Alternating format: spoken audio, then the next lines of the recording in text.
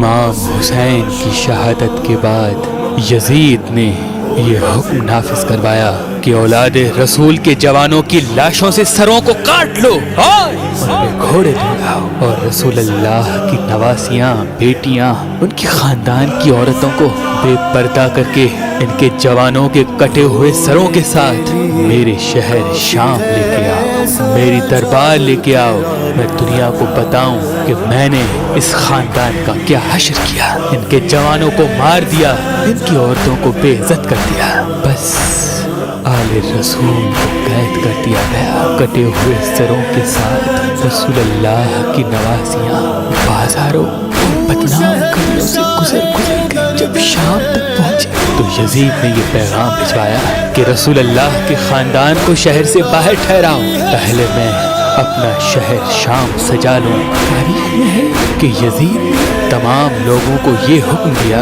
کہ جیسے عید کے دن نئے کپڑے پہنتے ہو ویسے نئے کپڑے پہنو، شہر کی گلی گلی چوراہے کو سجایا اور سب سے کہا اپنی چھتوں پہ چڑھ جاؤ، اور جب اولاد رسول اولاد علی شام میں داخل ہو تو ان کو پتھر مار کے ان کا استقبال کرو، ان کو بتاؤ کہ ان کی اوقات کیا ہے۔ 3 دن تک رسول اللہ کی بیٹیاں شہر سے باہر غریبوں اور بے وارثوں کی طرح بیٹھی رہی۔ بس جب شہر پورا سج گیا، لوگ سب تیار ہو گئے تو رسول اللہ کی بیٹیوں کو بلایا گیا۔ کہیں سے کوئی پتھر مارتا ہے، کہیں سے کوئی گرم پانی پھینکتا ہے، کہیں سے کوئی توہین کرتا ہے، وہ تمام لفظ اللہ کے رسول کے خاندان نے برداشت کیے۔ امام حسین کا سر لو کے نیزہ پہ بلند ہو کے قرآن کی تلاوت کرتا رہا۔ کچھ لوگ ہنس بھی رہے ہیں، کچھ لوگ تماشا دیکھ رہے ہیں کہ یہ کس قسم کا سر ہے جو لو کے نیزہ پہ سوار ہے پھر بھی اللہ کا ذکر کر رہا ہے۔ بس جب سید زادیاں اور امام سجاد قیدی ہو کے یزید کی دربار آ پہنچے تو یزید خوشی سے جھوم رہا تھا۔ اتنے میں کسی نے امام حسین کا کٹا ہوا سر یزید کے سامنے پیش کیا۔ یزید اپنے ہاتھوں میں لاٹھی لے کے امام حسین کے پاک لبوں پہ مار رہا تھا اور ہنس ہنس کے یہ کہہ رہا تھا، کاش آج میرا بابا زندہ ہوتا، کاش آج میرا دادا زندہ ہوتا، ان کو بتاتا کہ میں نے بنی ہاشم کے ساتھ کیا کر دیا۔ رسول اللہ کی نوازی کی توہین کر ہی رہا تھا، اتنے میں یزید نے یہ سوچا کہ اللہ نے مجھے بڑی عزت دی ہے۔ درباری خطیب سے کہا کہ آؤ منبر پہ دنیا کو بتاؤ کہ بنو امیہ اس زمین پہ کیا مرتبہ رکھتا ہے۔ وہ پکا ہوا خطیب منبر پہ آیا اور یزید کی شان میں قصیدے گانے لگا۔ اتنے میں امام سجاد زنجیروں میں جکڑے ہوئے کہنے لگے، اے خطیب، افسوس ہے کہ تم نے مخلوق کو راضی کرنے کے لیے اپنے خالق کو ناراض کیا ہے، بس تم نے اپنا ٹھکانہ دوزخ بنا دیا۔ پھر امام سجاد نے یزید کی طرف دیکھا اور کہا، اے یزید، مجھے بھی اجازت دے کہ میں اپنے خاندان کا تعارف کرواؤں۔ لوگوں نے کہا کہ یزید یہ بیمار قیدی جو اپنی بہنوں بیٹیوں کے ساتھ رسوا کھڑا ہے، یہ تمہارے سامنے کیا کہے گا، دے دو اس کو بھی اجازت۔ بس یزید تکبر کے نشے میں مست کہنے لگا، آؤ اپنا تعارف کرواؤ۔ امام سجاد زنجیروں میں جکڑے ہوئے منبر پہ آتے ہیں اور فرماتے ہیں، تعریف اس اللہ کی جو تعریف کے قابل ہے۔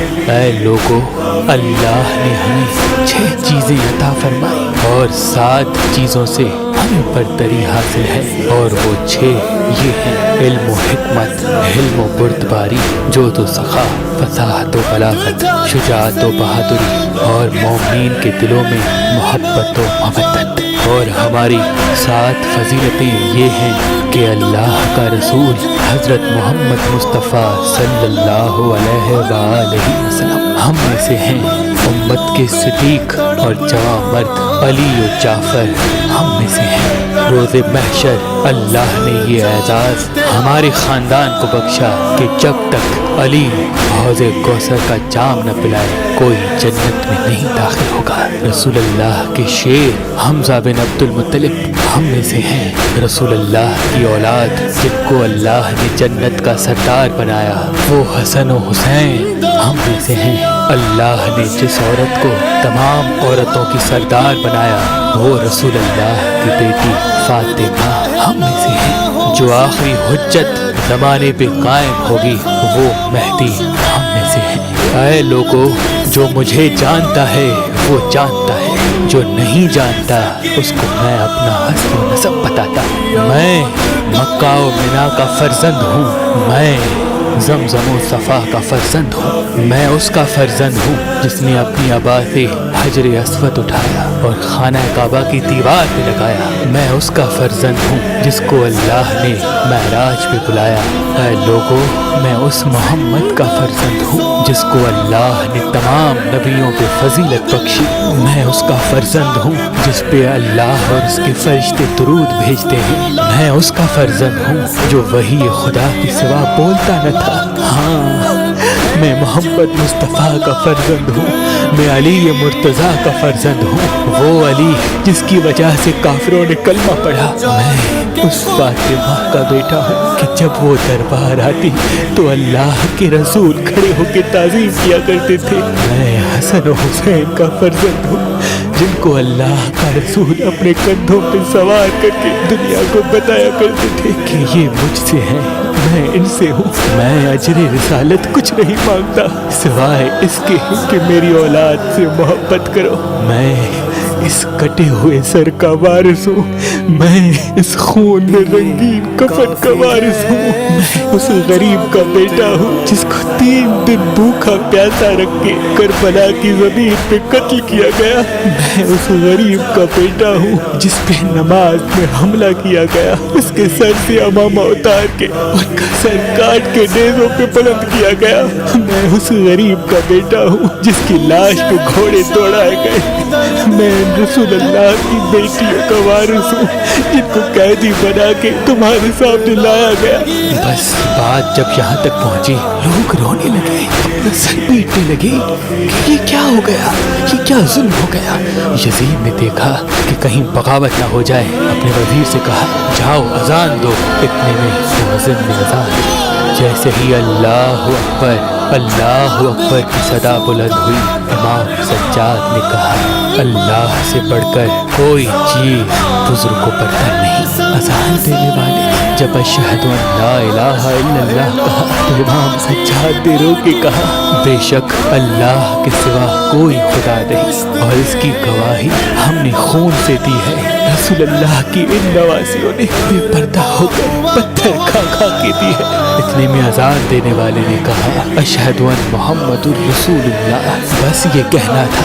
امام سجاد نے یزید کی طرف دیکھا اور کہا اے یزید بتا یہ محمد ہمارا جد ہے یا تمہارا جد ہے؟ یہ محمد اس کٹے ہوئے سر کے لب چومتا تھا، یہ محمد اسی حسین کو اپنے کندھوں پہ سوار کرتا تھا جس کا سر تم نے کاٹا ہے، اور اسی محمد کی بیٹیوں کو تم نے بے پردہ کر کے بازاروں میں پھرایا ہے۔ اسی محمد کا خون میری رگوں میں بہتا ہے، اسی محمد کا خون اس کٹے ہوئے گلے سے آج بھی بہتا ہے۔ بس لوگوں کے ذہنوں میں بغاوت نے جنم لے لیا اور یزید نے کہا جاؤ اس حسین کے بیٹے علی کو قید کر دو اور ان عورتوں کو بھی قید خانے میں ڈال دو۔ اور رسول اللہ کے خاندان کو دربار سے لے کر قید خانے کے اندھیرے میں ڈال دیا گیا۔ اور اس امام سجاد کے خطبے کا یہ اثر ہوا کہ اس دن سے لے کے آج تک ہر نیک انسان اس یزید ظالم پہ لعنت کرتا ہے اور اس مظلوم